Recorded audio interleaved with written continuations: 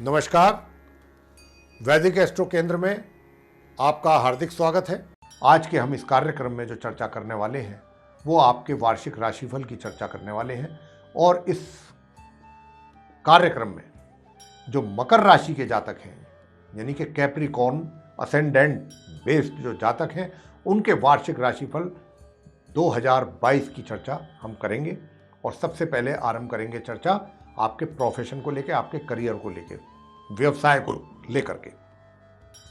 तो इस वर्ष आपकी राशि का जो नौकरी का स्वामी शुक्र है उसके आपकी राशि से 12वें भाव में होने पर तथा करियर हाउस से 3रे भाव में होने के कारण आपको नौकरी के अच्छे कुछ नए अवसर भी प्राप्त हो सकते हैं। जिन जातकों का लंबे समय से प्रमोशन रुका पड़ा है, नहीं हो पा रहा था किसी कारण से, उनके इस वर्ष पदोन्नति के योग पूरी तरह से बने हुए हैं। जो लोग विदेश में जॉब पाना चाहते हैं, वहां जाकर के नौकरी करना चाहते हैं, उनको भी इस प्रकार के अवसर प्राप्त होने वाले हैं। तथा जो स्थान परिवर्तन करना चाहते हैं वे भी आसानी से अपना स्थान परिवर्तन कर सकते हैं, क्योंकि स्थान परिवर्तन का भी योग बना हुआ है, बड़ा अच्छा योग बन रहा है। जो लोग देश विदेश में अपनी कंपनी के या प्रतिनिधित्व करना चाहते हैं, अपनी कंपनी को रिप्रेजेंट करना चाहते हैं जाकर के, तो उन्हें भी इस वर्ष ऐसे मौके प्राप्त होंगे। जो लोग इन क्षेत्रों से जुड़े हुए हैं जैसे खेल, सिनेमा जगत और कला, गायन आदि, उनको भी विशेष सफलता की प्राप्ति के योग बन रहे हैं। यह वर्ष आपके लिए उन्नतिदायक रहेगा। इस वर्ष व्यापार के स्वामी के लाभ भाव में होने के कारण भी कारोबार में सफलता प्राप्ति के बहुत अच्छे योग बने हुए हैं। आपको इस वर्ष विदेश में भी व्यापार करने का अवसर प्राप्त हो सकता है। इस वर्ष आप अपने व्यापार का अगर उसको डाइवर्सिफाई करना चाहते हैं, विस्तार करना चाहते हैं, तो ये कार्य भी बहुत आसानी से सफलतापूर्वक आप पूरा कर पाएंगे योजनाबद्ध तरीके से। जो इन क्षेत्रों से जिनका जुड़ा हुआ है अपना व्यापार, दूध, पानी यानी लिक्विड, मेटल, सिल्वर, चांदी, ज्वेलरी या फिर मेडिकल क्षेत्र, कपड़ा, टेक्सटाइल्स जैसे क्षेत्रों से जुड़े व्यापारियों के लिए यह वर्ष भी अच्छा सफलता से भरपूर रहने वाला है। अगर आप शेयर मार्केट में अपना करियर बनाना चाहते हैं, शेयर मार्केट में करियर की बात हो रही है, तो आप इस वर्ष सफलता पाने वाले बहुत ही एक सफल व्यक्ति कहलाएंगे। व्यापारी वर्ग के लिए यह वर्ष काफी उत्तम रहेगा। अब आपकी बात करेंगे फाइनेंशियल कंडीशन को लेकर के, वित्तीय स्थिति। वर्ष के आरंभ में आपकी धन का स्वामी शनि अपनी ही राशि में होने के कारण, प्रिय साथियों, तथा अपने मित्र तथा भाग्य के स्वामी बुध के साथ उनकी युति बनने से इस वर्ष धन का आगमन थोड़ा सा उसमें अभाव रहेगा, मतलब क्षमा करें, अभाव नहीं रहेगा। धन का आगमन पूर्ण रूप से बना रहेगा।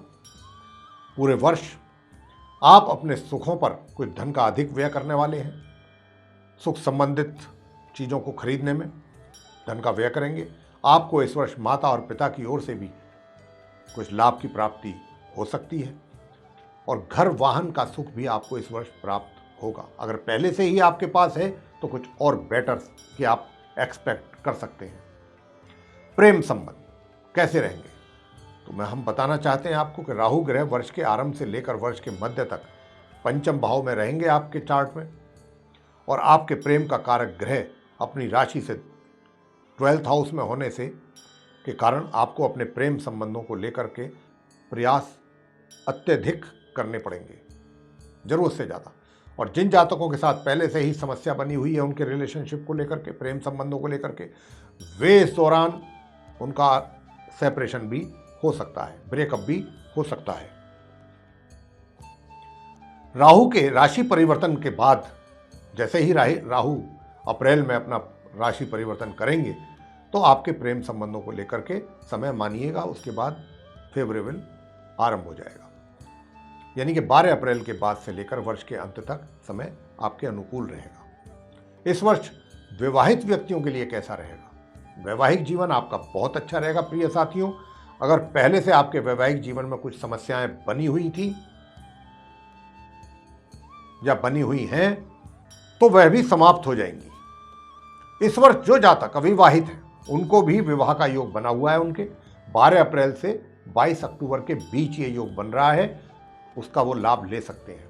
जुलाई के बाद आपको अपने वैवाहिक संबंधों को लेकर बहुत ही संजीदा रहने की आवश्यकता होगी, क्योंकि इस अवधि में अगर आपने अपने पार्टनर की भावनाओं को नहीं समझा, उनके विचारों को आदर नहीं दिया, सम्मान नहीं दिया, तो आपके जीवन में समस्या बन सकती है।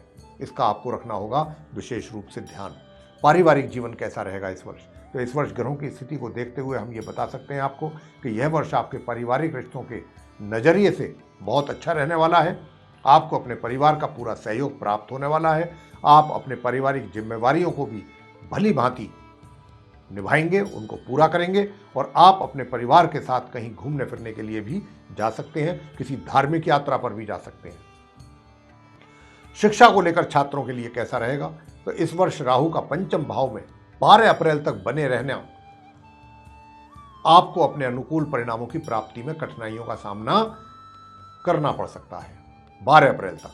12 अप्रैल के बाद परिस्थितियां धीरे धीरे सामान्य होंगी और समस्याओं का भी अंत होगा, और आप अपनी शिक्षा संबंधित जो है वो अच्छे परिणामों की प्राप्ति कर पाएंगे। अगर किसी बड़ी परीक्षा में बैठना चाहते हैं प्रिय साथियों, तो 12 अप्रैल के बाद यदि अगर बैठते हैं आप, तो निश्चित रूप से सफल होंगे, लेकिन मेहनत आपको करनी जरूर पड़ेगी। संतान, माता पिता के लिए संतान का किस प्रकार का रहने वाला है स्थिति? वर्ष के आरंभ में आपको अपनी संतान की ओर से थोड़ी निराशा हो सकती है उनके कार्यों को लेकर। माह अप्रैल के मध्य तक आपको इस प्रकार की समस्याओं का सामना अपनी संतान की ओर से करना पड़ सकता है। माह अप्रैल के बाद आपको धीरे धीरे अपनी संतान की ओर से अच्छे परिणामों की प्राप्ति होनी आरंभ हो जाएगी। स्वास्थ्य कैसा रहेगा आपका इस वर्ष? तो बताना चाहते हैं कि इस वर्ष आपके स्वास्थ्य में थोड़ा उतार चढ़ाव बना रहेगा। छोटी मोटी स्वास्थ्य से संबंधित समस्याएं चलती रहेंगी। शनि की 7.5 का भी प्रभाव आपके ऊपर बना हुआ होने से शारीरिक अस्वस्थता भी समय समय पर हो सकती है।